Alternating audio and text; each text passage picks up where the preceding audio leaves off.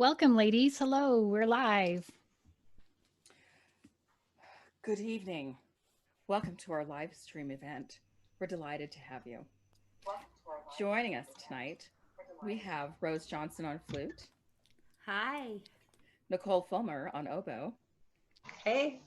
Lori Shepard on clarinet, Hello. Elizabeth Crawford on bassoon, Hi. myself, Sonja Reynolds on horn, and most importantly of the entire evening, joining us tonight is the illustrious composer Catherine Neville. Hi, everybody. So, just to introduce Catherine, she is part of the New York Composers Circle and has been since 2017. Since then, her music has been featured on the Muses Voice concert series at Barnard College, at the annual guest concert at Court Street Music in Valley Stream, Long Island, and performed in Manhattan at the National Opera Center and the Little Church around the corner as a part of the New York Composers Circle concert series. As a freelance clarinetist, Mrs. Neville performed with the Northport Symphony Orchestra, the Astoria Symphony, the Atlantic Wind Symphony, as well as the North Shore Wind Quintet and Gold Coast Chamber Ensemble. She was a soloist at the, you'll have to tell me how to say this, Mercadante Clarinet Festival? Mercadante, yeah. Perfect, in Italy, and is a frequent recitalist at venues on Long Island. As an educator with nearly 20 years in the classroom, Mrs. Neville has taught band, chorus, orchestra, music theory, and provided music therapy to a wide variety of children. She's an adjudicator for the New York State School Music Association and maintains a private studio for clarinet. Mrs. Neville graduated cum laude with a bachelor's degree of music from SUNY Stonebrook, where she was the winner of the concerto competition and was awarded an undergraduate research and creative activities fellowship.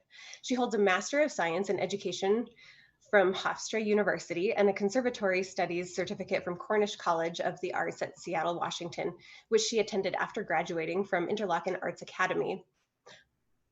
Please take a look in the details on this video for a look for her full bio. And now, without further ado, the Ladies Quintessential Quintet is proud to present Filaments.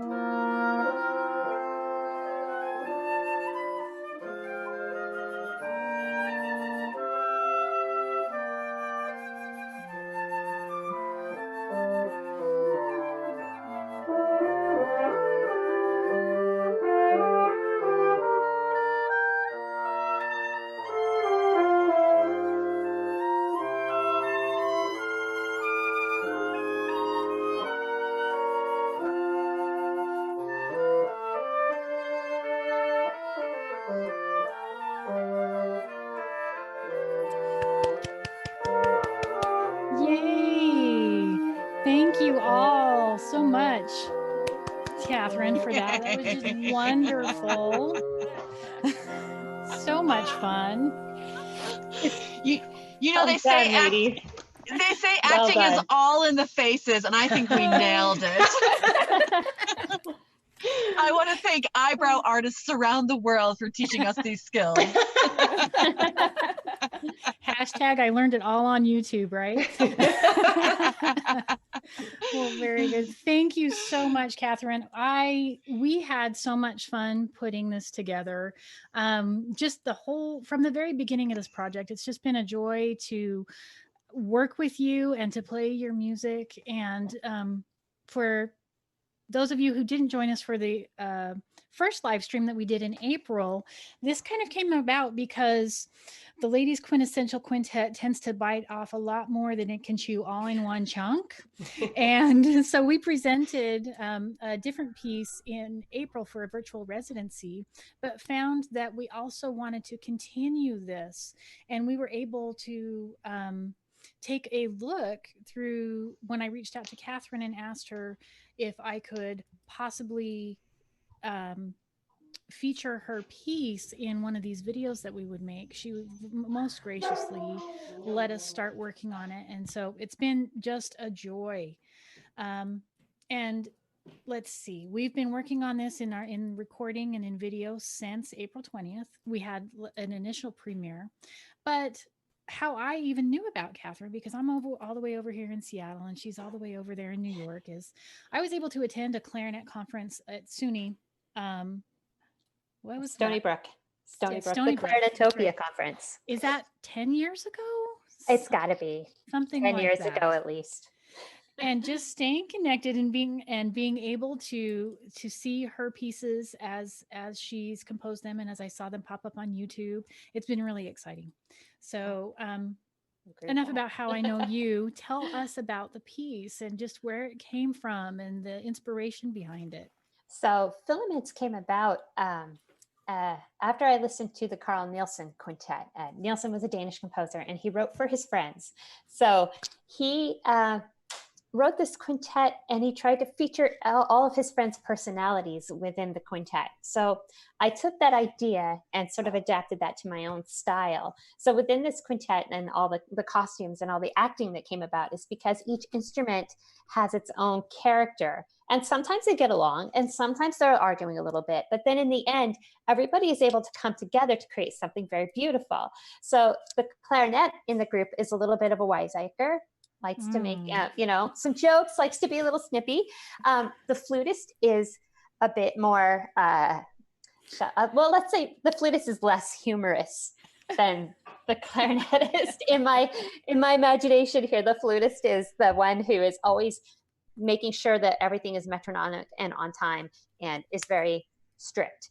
And our oboist is kind of halfway in between those two, but a little bit on the sarcastic side and wants to, sort of take away from the flute's glory every once in a while because, flutes and oboes kind of like go head to head sometimes. Our bassoonist in this one, she was a jolly general. She was the one making crazy jokes, keeping everybody happy, comes out of left field all the time. And of course, the French horn is like the queen. She's and you're playing the part perfectly. It really suits you. I love it. So our French horn is the queen over everybody, making lines that sail above. And I wrote in a lot of counterpoint and a lot of canons because I wanted to have that moment where everybody's sort of apart, but then we all overlap and all of our strengths work together to create something amazing. So that's how I came up with it. Yay! And he played it beautifully. Elizabeth, tell the story about when we found out about all the characters and when Catherine explained the first time to us. Yeah, so Catherine, during our virtual residency, Catherine came in and joined one of our Zoom meetings, and we just asked her to explain the piece. We were talking about articulations and how the length of things, and she started to just kind of reveal these characters to us. And it literally, this is why it's so fun to work with living composers that are just kind of willing to share their ideas. It just completely, drew back the curtain on what we were doing with this piece. And it's really fun to see Rose's visual concept. Rose did the video editing for this project, and she created a storyboard for it. But it was just so perfect. And just getting it was like a few insightful words that Catherine shared during the Zoom meeting. And it just was like complete clarity for each of us.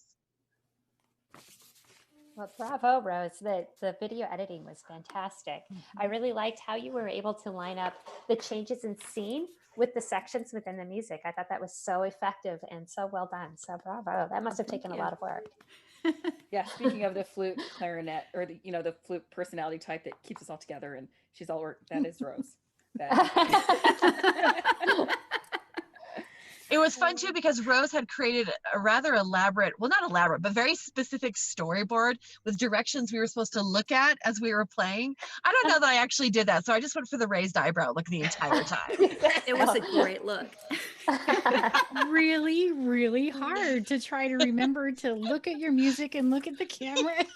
That was the problem. It's like I have to look at the music and look elsewhere. Well, I realized also looking at the storyboard, there were arrows for how it was going to look on the screen. And I didn't realize that the video was going to be mirrored for that. So I was, yeah. So yeah, maybe practicing that before filming it would have been good. It's furthering that oboe personality, right? Of being yeah. So you did it on purpose. Yeah.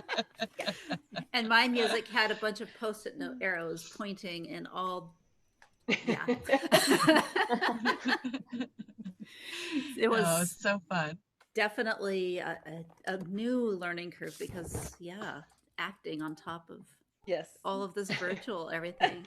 Yeah, you've essentially created a music video for the music. I mean, instead of just going on stage and playing it and bringing out these characters in a more abstract way, it's very interesting how we have to go about creating this visual presentation along with our usual audio sounds. You know, as musicians, we deal with sounds, not with the image.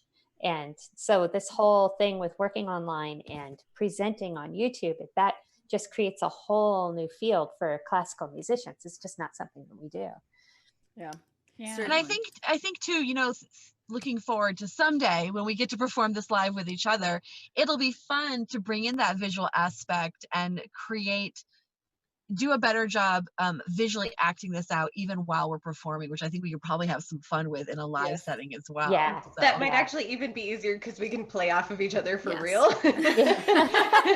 Like, and we can actually know where each of us is located as well. Right. And it's always more engaging too, because then we'll have you will have a live audience to react with and to, and that's a whole different experience because we lose that energy when we're online. So, but I think too, you know, part of, you know, one of the byproducts of this whole experience of having to create this collaboration online and being really driven by the visual side and creating these videos for this project that we've done in the past several weeks is, I think, recognizing that our audiences more and more are visual audiences. And anytime we can include visual aspects into performance, whether it's physicality or, you know, little like visual elements, I think it benefits us as musicians with our final product. I really believe deeply in that. Yeah. I also feel like just this embarking on this, having to think about visually what's going on while we're playing, it's really infused a lot of inspiration into what we're planning for the future too.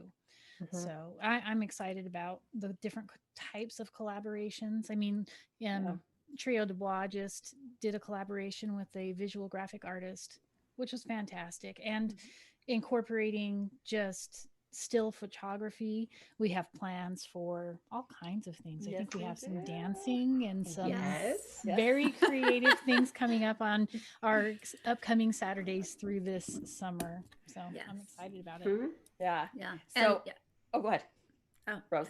I really appreciate that everyone like trusted me because they like throw us a storyboard and I'm like, okay, they might hate what I throw at them. And I was very specific, look this way, have this expression, you know, this is the idea you're trying to get across here. So it wasn't just us acting, but we had to interact in a story so that it kind of more or less made sense without, So it was very fun to put together. Yeah. Very effective. And speaking of like just, you know, our individual experiences putting together this collaboration, for me, it was kind of fun adding this filming aspect into it, and acting is incorporating some of my family aspect into this, you know, because each of us are doing this in our own little respective worlds, you know. So I had in the some middle of my of a kids pandemic. In the middle of a pandemic. And so, you know, I had my kids help me with costuming and with my hair, and they were my little, you know, primping actors helping me do my makeup and whatever. And it was fun to do that. And then, you know, the inspiration to be able in future projects to use, you know, these relationships we have with people. So I have a cousin who is this great dancer down in New Mexico, is a ballet dancer. And so we're working together on this Bach suite project that the quintet's doing. So he's going to put together this whole choreographed routine to do with this movement that I'm doing. I'm so excited to be able to, you know, work with and collaborate with these other artists of other mediums. It's gonna be fun. Yes. Fantastic. Absolutely. Well, and you were talking about involving your family, and for this one in particular, I actually had my husband filming and my boys were coming out. So one was turning on the camera and the other one was turning on the sound that I could play to. And then my husband was manning one thing and the other one was making sure like the lighting wouldn't fall over because I was outside. So yeah, this whole family affair. You didn't want the sun to fall over? No, my favorite, my favorite outtake that you did, Sonja, was where your daughter is trying to stay off camera, but she's crawling across the floor under at the bottom of the screen. It was hilarious. I missed that. And I love that little diva moment where I'm like, stop the camera. I can't believe I was like, oh, that's so funny that she put that one in. So I'm curious, Catherine, what do your kids think of your, I mean, of course you have a full-time job as a band director, and then you have your clarinet pursuits and your compositional pursuits. What do your kids think of their super powerhouse mom? Well, they just kind of take it for granted, honestly. What's mom doing? She's making some sort of noise again. I'm either practicing, or when I'm composing, I'm usually sitting at the computer, but I don't have headphones on. So I'll be like making all these little sounds and playing it over and over and over again. Or, I'll do something else to like deliberately drive them crazy. During this whole stay-at-home time, I've been working on my polyphonic singing skills. So I'll start making this buzzing noise. That is so I feel like a demonstration is required right now. I need to hear this. I have not warmed up, so let's see if it'll work. And make sure none of my kids are around, because they'll come over and clap their hand in front of my face. So what you do is you try to get some buzz going in a low note. So let's see, like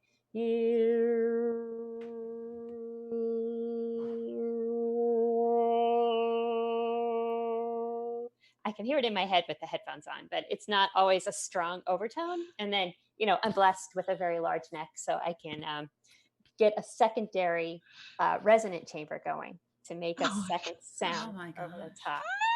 So is that like what the Tibetan throat singers do? Is it something along the same lines? It's exactly like that, except that they're far better at it than I am. So I think this pandemic is going to, so many people are going to emerge from this pandemic with some really interesting new skills. Yeah.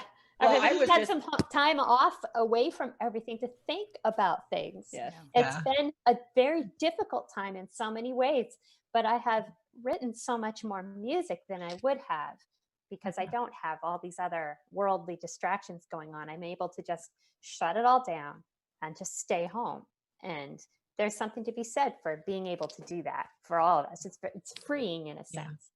And we should say, Catherine, because I've been noticing you've been sharing on Facebook, you've been releasing movements of a string quartet over on your YouTube channel, and everyone should go check that out. I mean, you're very actively composing and releasing. I started writing a string quartet actually we went out to Utah last year. We went to Zion National Park. Beautiful area. Yay! And so I have a million pictures. And when I wrote the string quartet based on my experiences in that park and around it. So the music reflects me being out west again. And so what I've been doing is just in iMovie using my pictures, the better ones, and setting it up so that the music flows and you get an idea of what I'm imagining as I'm writing this music. So they are like little music videos. So the first two are up, and then the last movement is getting closer to completion. I've also been, since you talked about working with other artists, I've been working with a violinist, Dan Flanagan, who teaches violin at the University of California in Berkeley, and he collects art. And he's working with us through the New York Composers Circle. He shared his art collection, and some of us volunteered to write a work for him based on one of the pieces in his collection.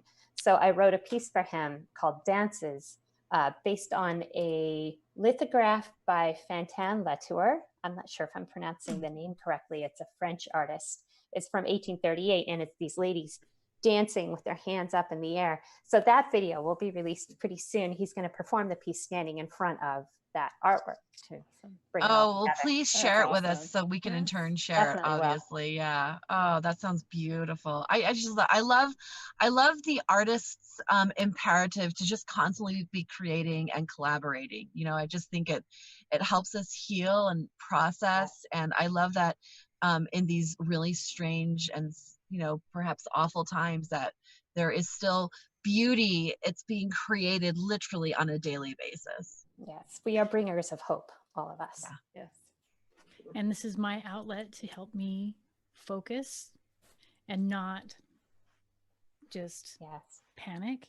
Yeah. Honestly, having a focus for the nervous energy that in turn can then feel productive, even if it's just to my nerves, productive for my nerves to calm. It's it's wonderful. Rose, Yes. tell us a little bit about having to sift through our videos and figure out how to put those together. Wow. So I got a variety of videos. You know, everybody just uploaded what they wanted, and I love that. I love that we all have the freedom to, you know, it's not so prescribed. You will do 3 exact videos with only this much, and it can only last this time. And I loved how everybody had their own perspective on how that came out. Elizabeth did her video straight through amazingly. Hat on, hat off, still perfect hair. And you know, Sonja sent me like scads of videos.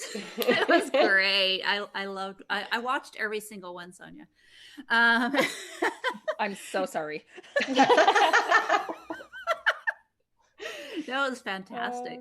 And just really just going through and kind of choosing, like, I think that this one just works best. It might have been a headshot, or, you know, the ability to zoom or shift the image, that kind of thing. I'm gaining some video creating skills and learning how to do things with the pictures and things like that. But yeah, to see everybody's faces and, you know, Elizabeth's eyes. And did we watch the very end, or do we have the little outtake where she added that on? Or We have not yet. That's okay. for something for everybody I to spoiled watch it. to the end. There's Yeah, there's a okay. little outro that you should watch when we play the video again. Yes. We will listen to it again just in case any of you missed it right off the top. Yes.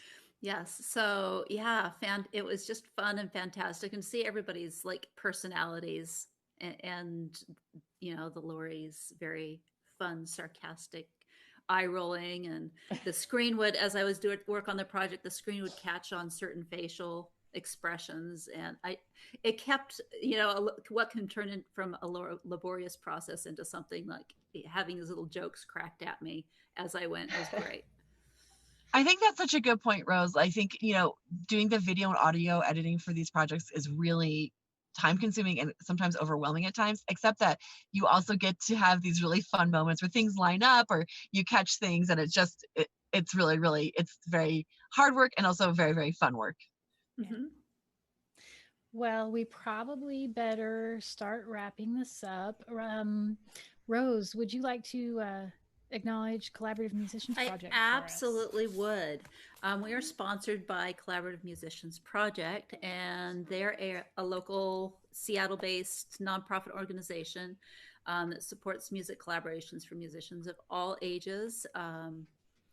And we do youth.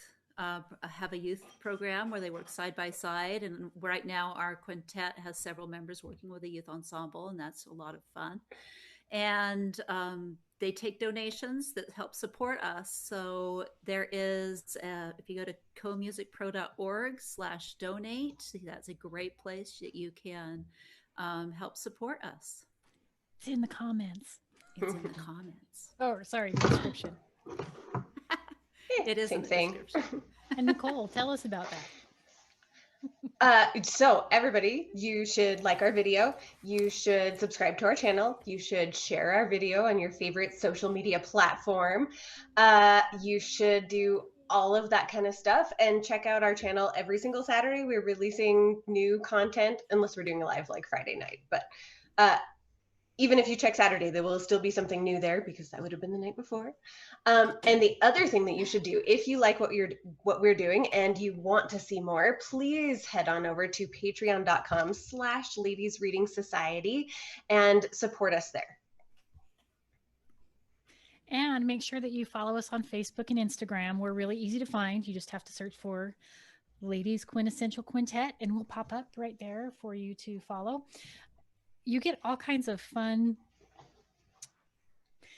dare I say, quirky looks at the personalities of the members of the quintet through those different mediums. And Sonja, I'll hand it over to you. So yes, please follow us. We have a lot of really fun upcoming projects being released throughout the summer. Every Saturday, we've got a Pastoral by Beach that we're going to be presenting a video on. We're working on the Bach Cello Suite #1, where all of us are doing separate movements, and that's going to be super fun. And then one that's all together. We've got the 2-bit contraptions that Rose and I are working on, and we're going to be releasing that through the summer as well. So watch for all these fun upcoming projects. If you're not familiar with 2-bit contraptions, it's one of the most fabulous little duos composed. I absolutely love that piece. And then you should also check out Trio de Bois' first album release. We released it in November. It was recorded in Idaho. It's called Taking Root. It's available on all of the standard streaming platforms that you're already using by Trio de Bois, called Taking Root. And Catherine, what do you have coming up? Well, as I mentioned, I have that work with Dan Flanagan, and I also have a quartet, a flute with a string trio, working on a piece that was going to be premiered at the Nassau County Museum of Art. It's called Leaving This Earthly Plane, and it's about a soul very happily finding its way to the next stage or the next dimension or the next reality. It was actually written before all of this happened, so I don't know. Maybe I'll put that one on hold for a little bit. But that concert has been rescheduled to next fall. And then I had a second concert with a piece called Birds for flute, oboe, violin, and viola. And that was scheduled for May. It's now rescheduled for next year through the New York Composers Circle. And that one, I really kind of tried to channel Messiaen and insert bird calls of various types into the music. And cool. It's a really neat piece. I was so sad that it wasn't going to be heard this year, but we'll hear it next year. You can find some realizations of these works on my YouTube channel if you're curious to get a little preview of what they sound like. You can see the scores there too. Oh, that sounds fabulous. Very cool. We're going to wrap up tonight by watching Filaments one more time before we go. Thank you all so much for joining us. And be sure to subscribe to Ladies Reading Society channel and check back with us every Saturday for new videos and content. And thank you so much, Catherine, for being with us tonight. Yes, we're just thank overjoyed to be able to work with you and play your music. So thank you. And you did a wonderful job. I can't thank you enough. Thank you. Thank you. Now to my husband in the control booth, Ryan, the video, please.